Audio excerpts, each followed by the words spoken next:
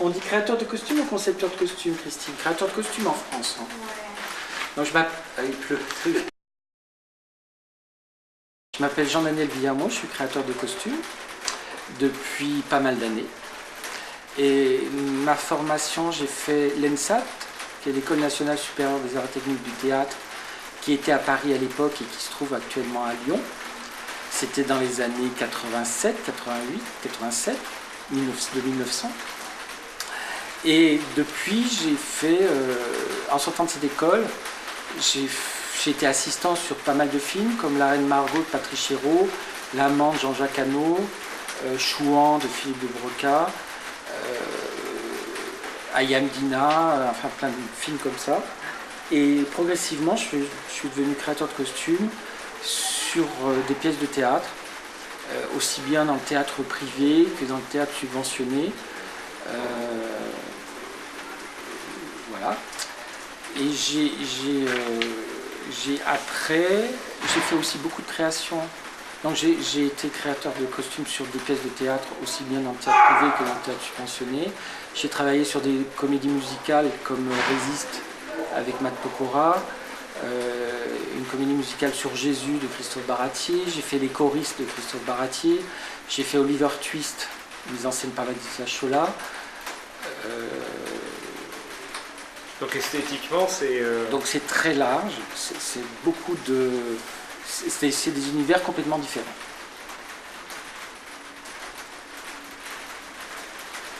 J'ai fait aussi pas mal de films comme créateur de costumes. J'ai travaillé dernièrement sur le film Let's Dance avec Ryan Bezzetti, j'ai fait la conception des costumes. J'ai fait un film sur Molière, j'ai fait Jacques le Croquant, j'ai fait de Laurent Boutonnat, j'ai fait le film La guerre des boutons de Christophe Baratier. Ah oui, c'est un remake, c'est ça? Oui, il y en a eu deux en même temps qui ont été faits. Deux remakes en même temps. C'était assez drôle comme chose. Voilà, donc c'est assez varié. Et là, avec Yves Bonnem, c'est ma 12e collaboration que je fais avec lui.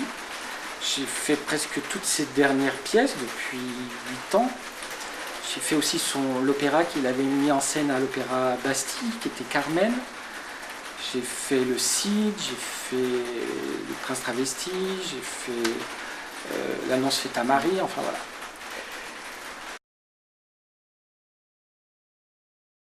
C'est des métiers qu'on ne connaît pas, on voit à la télé, on voit des pièces de théâtre. À mon époque, il y avait une célèbre émission qui s'appelait Au Théâtre ce soir. Ouais. J'étais assez friand de la voir tous les vendredis ou tous les samedis, je ne sais plus quand il passait. Et je me posais la question, je me dis, mais ces costumes, il y a des costumes d'époque, il y a des choses comme ça. Comment ça arrive là, quoi? Est-ce qu'il y a un catalogue comme La Redoute où tu choisis ta robe 18e à telle taille, tel machin et tout ça? Ou tu vois, j'étais un peu naïf sur le truc. Et puis un jour, j'ai vu le film Molière d'Ariane Mouchkine. Je l'ai vu plusieurs fois, je l'ai vu en projection scolaire. Puis après, je suis allé le revoir avec mes parents. C'est un film qui me fascinait parce que je voyais cette troupe. J'ai des souvenirs de la troupe qui partait en Italie, qui passait sur les Alpes avec une pirogue qu'ils avaient ramenée de Venise. Enfin, il y avait toute une vie de troupe qui me plaisait. Et je me dis, tiens, j'aimerais bien travailler dans une équipe comme ça.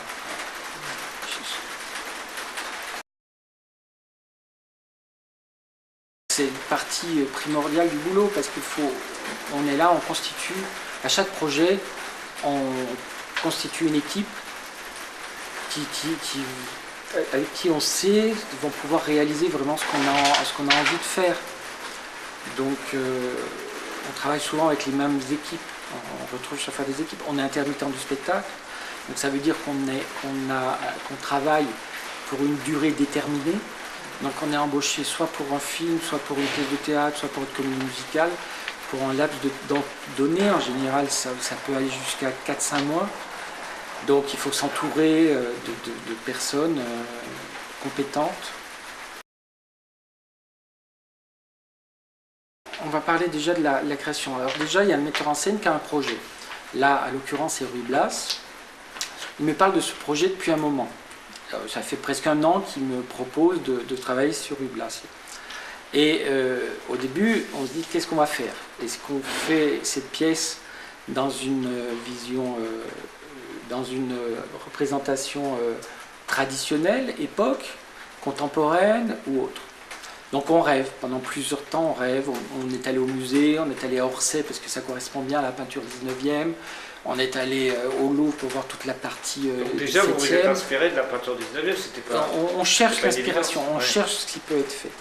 On regarde ce qui a été fait aussi dans d'autres créations de Rublas, suivant les époques. Parce que suivant les époques depuis le 19e jusqu'à aujourd'hui, on aborde les classiques différemment.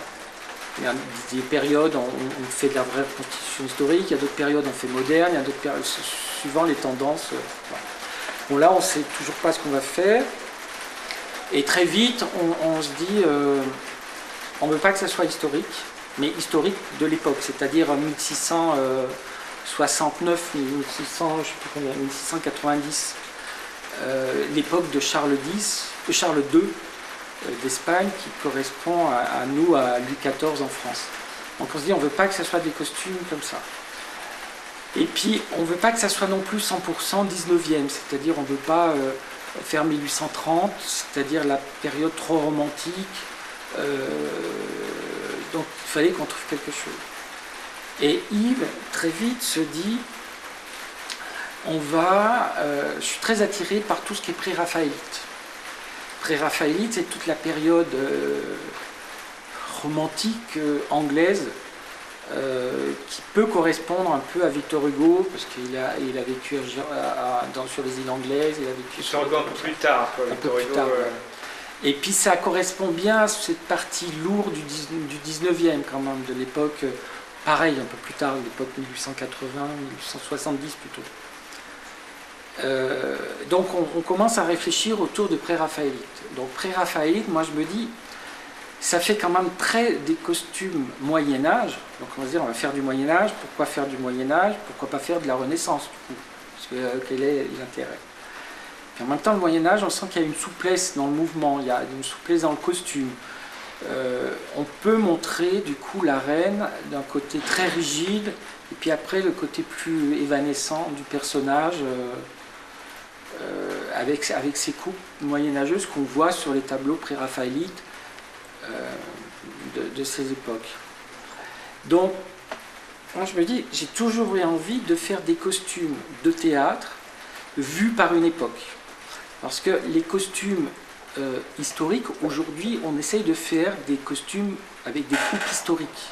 C'est-à-dire essayer de respecter les pentes d'épaule, essayer de respecter, on part plutôt de la coupe d'époque, on fait des relevés de costumes 18e, 17e, pour mettre des corps d'aujourd'hui dedans. Donc ça ne donne pas tout à fait, et au 19e siècle, et même jusque dans les années 1950, on prenait la coupe de notre époque, c'est-à-dire en 1950 ou 1960, on prenait un veston de cette époque, et on le transformait pour en faire un costume 18e, 17e et tout ça. Donc quand tu vois des films de ces époques, on se rend compte que on reconnaît l'époque, on sait que ça a été fait en 1960. Par exemple, un truc très simple, vous regardez Angélique Marquise des Anges, vous voyez que ça a été fait dans les années 60. Tous les corps à baleine des femmes, il y a les seins qui sont un peu pointus, comme ça pouvait se faire dans les années 60. Les carrures des juste au corps des hommes, c'est très épaulé. Enfin, on sent que c'est pas une reconstitution. Ça veut être une reconstitution historique, mais c'est pas une reconstitution historique. C'est parti à partir de chaque époque. Donc là, je me suis dit, je vais faire la même chose. Je vais partir du 19e siècle. Je vais me mettre dans la peau d'un tailleur du 19e siècle pour faire des costumes moyenâgeux. Donc, c'est plutôt les costumes des femmes, c'est plutôt des costumes qui peuvent ressembler plutôt à des robes du soir, qui font Moyen-Âge, que des vraies coupes historiques. Je ne sais pas si je suis clair dans tout ça. À partir de là, donc, je ramasse tout ce qu'il y a en documentation, je fais un book de documentation par personnage pour essayer d'avoir des orientations, de trouver des looks pour chaque rôle. Mais avant de faire ça, il faut lire le scénario, le script, le texte.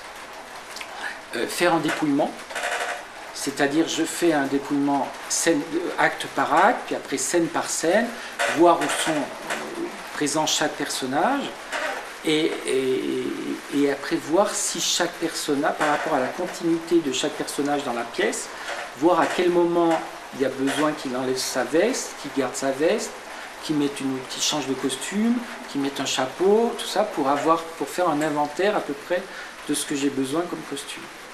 Donc je fais ma documentation, on en parle avec le metteur en scène, et à partir de ça, il y a des images qui me plaisent plus que d'autres. Je fais des propositions de maquettes, donc je fais tout en dessin, et à partir de ces dessins que je fais valider au metteur en scène, à partir de ça, quand tout est ok, je fais un devis, costume par costume. J'estime le prix des tissus, j'estime le prix des chaussures, des chapeaux. J'imagine le temps qu'il faut pour chaque élément de costume pour les fabriquer. Et à partir de ça, j'ai un costume. Les chapeaux sont fabriqués sur mesure. Moi, je les fais faire en Italie par une maison qui s'appelle Peroni. Peroni, ils font des chapeaux depuis des années. C'est eux qui font les chapeaux de Pirates des Caraïbes. C'est eux qui font tous les beaux chapeaux, la comédie musicale Les Misérables, enfin tout ça. C'est eux qui font ces chapeaux. Moi, ils m'ont déjà fait des chapeaux pour Oliver Twist. C'est des chapeaux qui arrivent avec une patine, avec un vécu, avec une histoire déjà. Parce que quand tu fais un costume, il faut faire attention il ne faut pas qu'il fasse neuf ton costume, parce qu'après, si d'un seul coup tu te retrouves avec un costume qui sort du magasin, il faut essayer de leur trouver une âme. C'est pour ça qu'on parlera tout à l'heure de la patine et tout ça. Donc après, quand tout est fait, donc on a trouvé l'époque, on a fait la documentation, j'ai fait les maquettes, j'ai fait le devis. Là, je commence à faire l'échantillonnage pour l'échantillonnage des tissus. Donc les tissus viennent de chez Valder à Lyon. Donc je vais à Lyon, je fais tout un échantillonnage de tissus, des choses qui me plaisent. Et à partir de ça, je les mets sur mes dessins en me disant voilà, la redingote sera avec ce tissu. Tout ça, je refais valider par le metteur en scène. Et quand tout ça est prêt, donc ça prend plusieurs temps, ça se fait sur plusieurs mois. Donc j'en parle à ma collaboratrice Christine, elle revérifie avec moi si c'est jouable, les devis, ce que j'ai prévu en temps et tout. Et après, voilà, après on est prêt à commencer l'atelier. Alors après, on commence l'atelier. Là, c'est un atelier volant, mais on a plusieurs possibilités. Soit on s'adresse à un atelier existant, il y en a plusieurs à Paris, donc je vais avec mes maquettes et je fais faire un devis dans cet atelier, et l'atelier on travaille avec eux, ou on monte un atelier volant. Donc là, on a fait l'option de monter un atelier volant, c'est-à-dire on embauche du personnel, on est dans des locaux, on installe tout et on fait nos costumes ici. Et quel est l'avantage des deux solutions? Qu'est-ce qui pousse au choix de l'un ou de l'autre?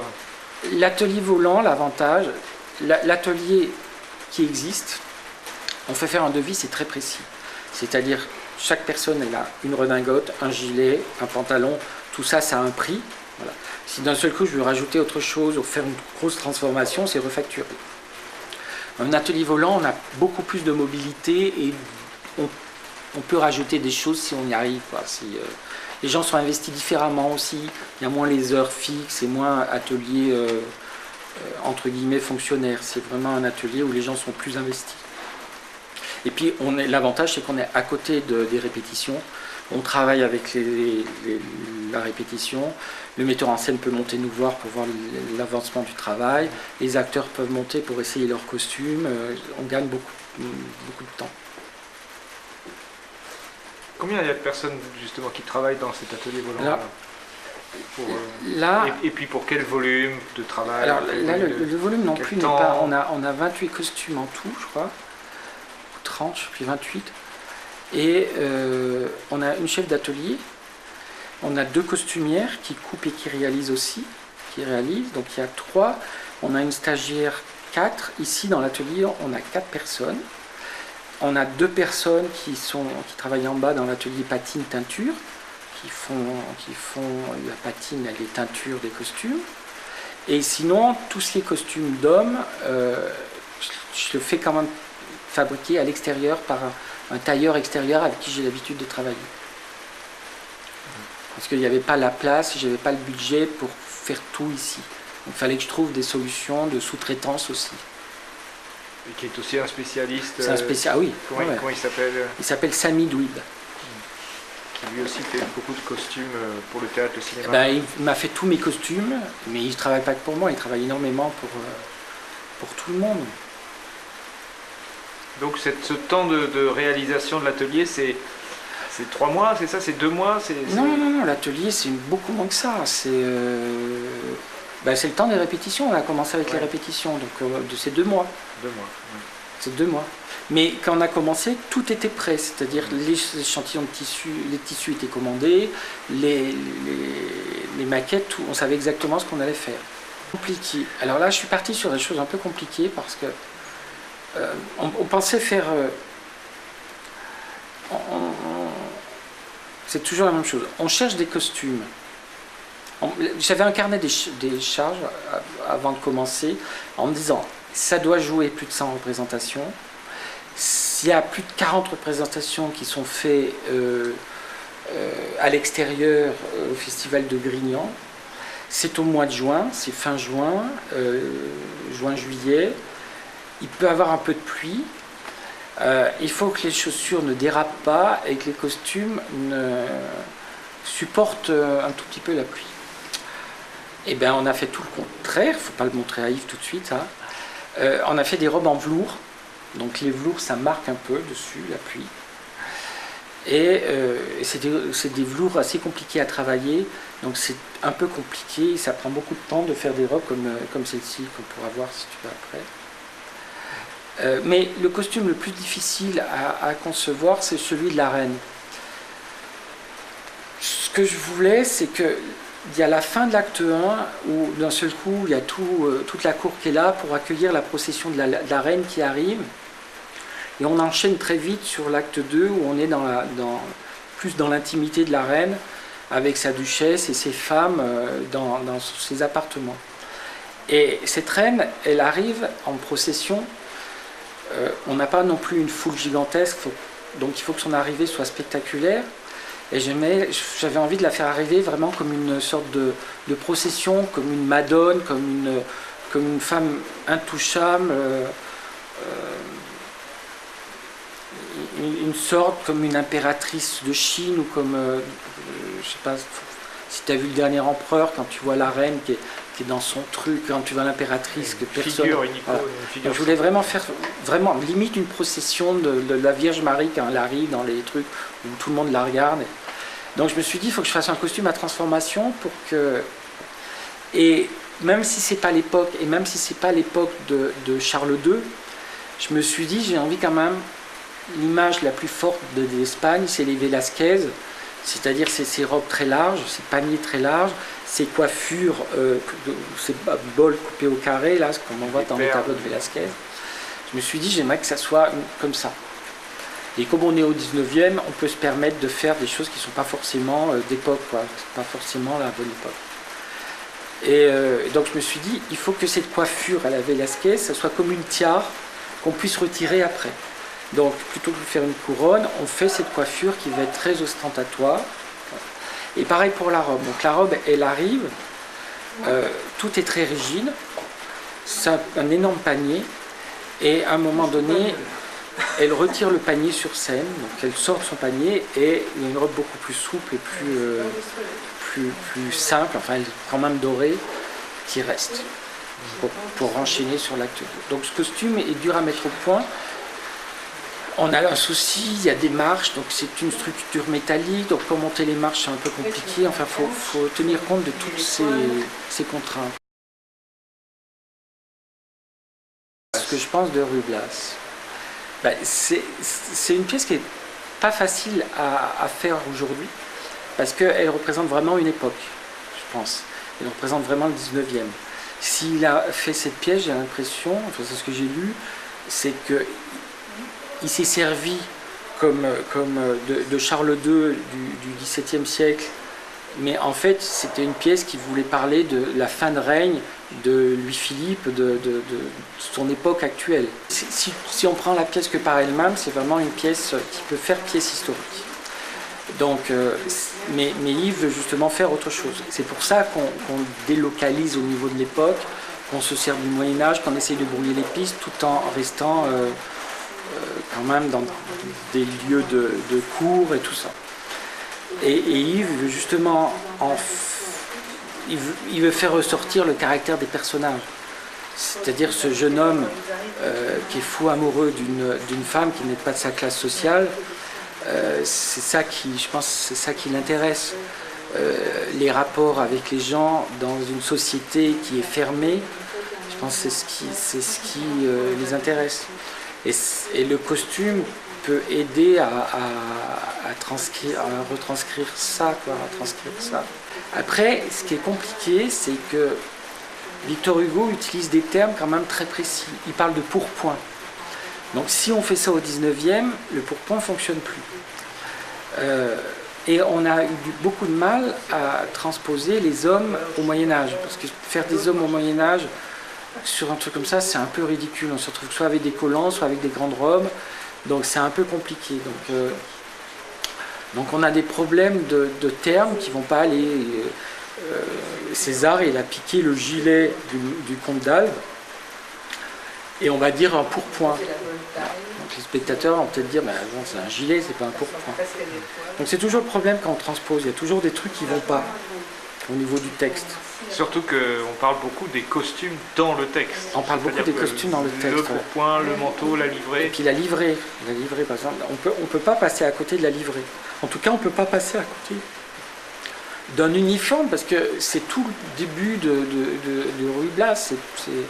Donc on est obligé de faire une livrée. Je ne sais pas comment faire autrement. Je ne sais pas comment les élèves vont faire pour ce moment-là, quoi.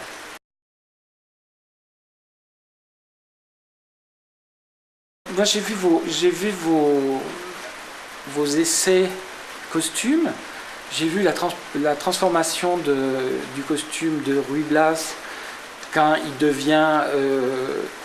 au début, il est en costume. Après, vous lui mettez une cravate or pour symboliser le moment où il prend du pouvoir. J'aime bien que vous preniez des éléments de costume 17e, des fraises, tout ça, pour que ça lustre, pour montrer son abondance de richesse. Mais il y a plein de choses, je ne sais pas comment vous allez faire justement cette livrée. Comment vous allez faire les chapeaux de la fin de la... Parce qu'il y a cette réplique qu'on dit, on ne se découvre pas, un grand d'Espagne ne se découvre pas devant une reine d'Espagne. On est obligé de mettre des chapeaux. Nous, on ne voulait pas mettre de chapeaux, et puis on se trouvait coincé, on est obligé de mettre des chapeaux. La toison d'or, alors la toison d'or, on n'est pas obligé de la faire toison d'or. J'ai vu, vous avez fait une toison d'or, je trouve ça très bien. Moi, j'ai encore un problème, je ne sais pas encore comment je vais les faire. Soit je fais des gros médaillons avec des chaînes, soit ça c'est un problème. Après, la reine, c'est amusant de se servir de la cape, puis après la cape se transforme en jupe. Je ne sais pas si cette jupe sert au début pour la procession, parce qu'elle est dorée, ou elle sert plus tard pour faire des évolutions de costumes. Parce que la reine, elle peut avoir 3 costumes, à mon avis. Il y a la costume, ou plus 4 costumes. Costume de la procession, costume de l'acte 2, le costume de l'acte 3 quand elle vient de surprendre, quand elle écoute Ruy Blas, la longue scène, Bon appétit messieurs, et la reine arrive après. Et puis il y a le costume 4, à la fin, quand elle vient au rendez-vous caché. C'est sûr que dans les didascalies, on parle de robe blanche pour la reine, on parle de choses très... on parle de pourpoint noir, de livrée rouge et bleu et or. Donc il y a des choses qui sont dans les didascalies qu'on n'est pas obligé de suivre, mais il y a des choses qui sont dans le texte, c'est compliqué de ne pas les suivre. Oui, parce que c'est dans le sujet, quoi. Ouais. C'est des identités qui sont revêtues. Ça parle du fond, en fait.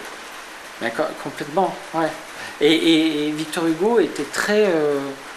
très documenté, j'ai l'impression, pour tout ce qu'il faisait. Ça se voit dans son travail, ça se voit dans sa peinture, ça se voit dans la décoration de ses maisons. Il n'avait pas peur d'en rajouter pas mal, quoi.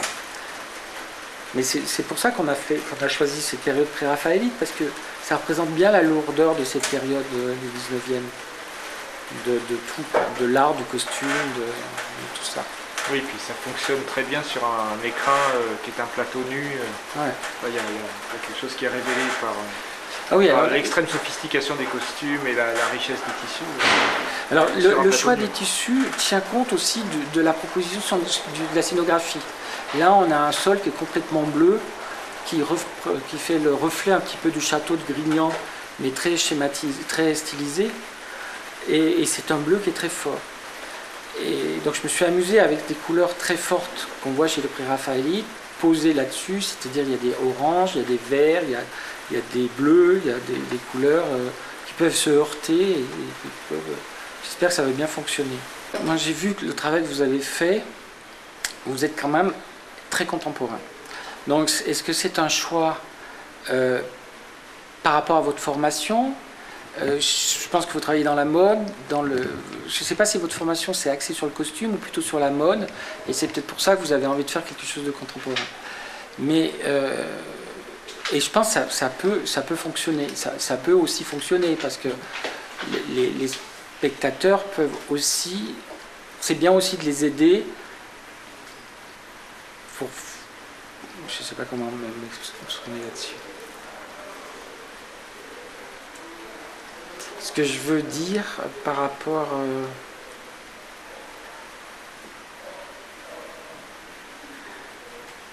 ce que je voulais arriver à dire, mais c'est compliqué à le dire.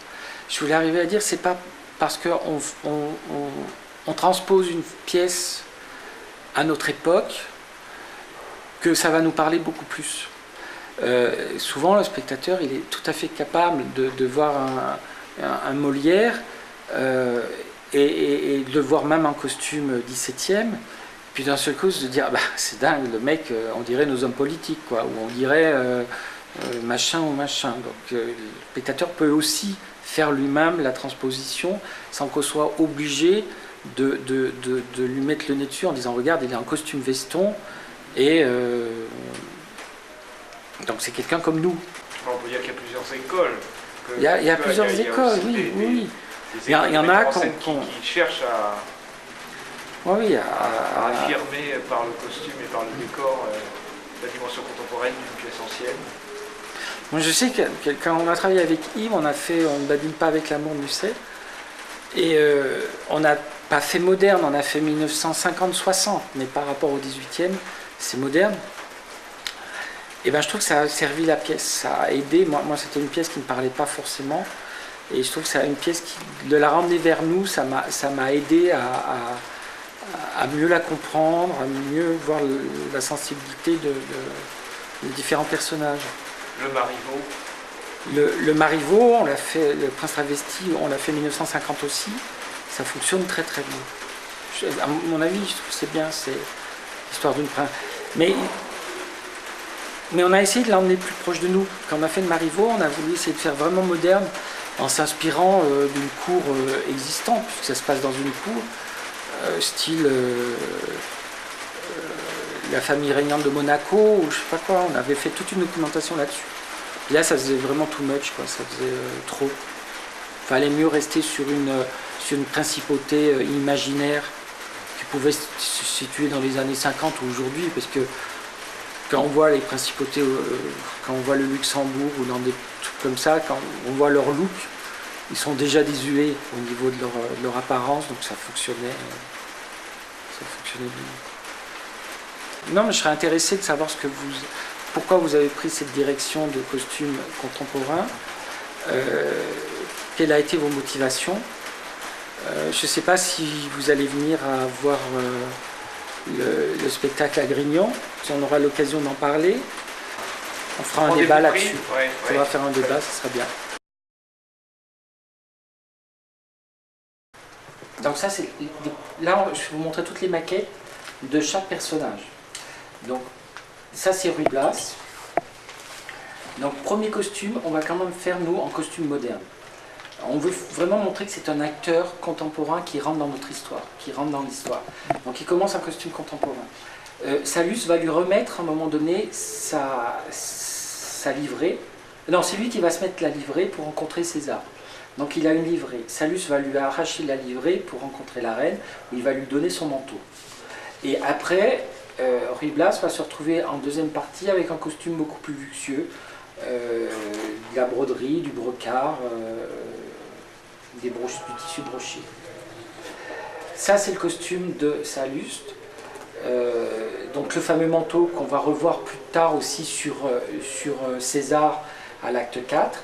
Donc ça c'est la livrée que Sallust va mettre aussi quand il va revenir déguisé. Et ça c'est son costume principal. Là on a le costume de Don César avec le fameux pourpoint rose qui est un gilet, ce que je vous expliquais tout à l'heure, où il y aura des broderies faites derrière pour montrer que ça appartient au comte d'Albe. Donc c'est ces deux costumes, un costume quand il revient qui est beaucoup plus haillon et un costume de début. Là c'est le costume de Don Guritan. Donc c'est pareil, deux versions, la version retourne de voyage et la version à la cour de la reine. Là on a les nobles, les différents nobles pour la fin de l'acte 1. Les Grands d'Espagne plutôt. Là c'est encore les Grands d'Espagne, mais là c'est pour n'écoutez pas bon appétit messieurs. On a décidé de tous les masquer. Ils ont des grandes robes, comme si c'était des robes de conseil ou des robes de juge ou plutôt de conseil pour faire une uniformité. Et on a eu la volonté de leur mettre à toutes des masques d'animaux, de rapaces, pour montrer ce monde qui est prêt à sauter sur leur proie. Alors ça c'est un page, c'est Gudiel. On va peut-être le faire différemment, on va le faire peut-être plus comme le costume de Ruy Blas au début, de la livrée de Ruy Blas. Donc ça c'est les fameux costumes de la reine. Donc ça c'est la première tenue. Ça c'est un panier qui s'ouvre et après le deuxième costume, ça sera une robe plus simple, enfin quand même dorée. Je reviens, ce costume doré, tout ça, c'est vraiment pour montrer la lourdeur de l'étiquette d'Espagne de la cour. C'était une étiquette, on pouvait vraiment rien faire, les femmes pouvaient vraiment rien faire, quoi. Tout était sous contrôle. Donc ça, c'est la robe qui est très pré-raphaélite, qui est une robe pour l'acte 3. Et ça, c'est la dernière robe de la reine pour aller rejoindre Ruy Blas à la fin. Ça, c'est la robe de Casilda. On a fait rose, on a fait un peu plus, toujours très pré-raphaélite, mais un peu plus gitane, peut-être, la couleur, la longueur, la mollesse de la robe, où elle peut danser et bouger. Ça, c'est la duchesse. Donc, elle a vraiment une robe 19e, avec des manches qui font Renaissance, avec un tissu qui fait Renaissance, mais la coupe, elle est typique de l'époque de Victor Hugo. Ça, c'est la douaine. Ça, c'est les alguazils, les gendarmes.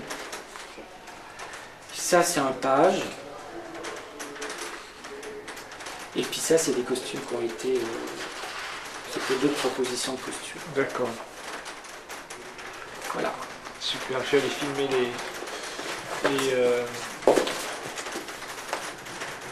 filmer les masques aussi, prendre des images.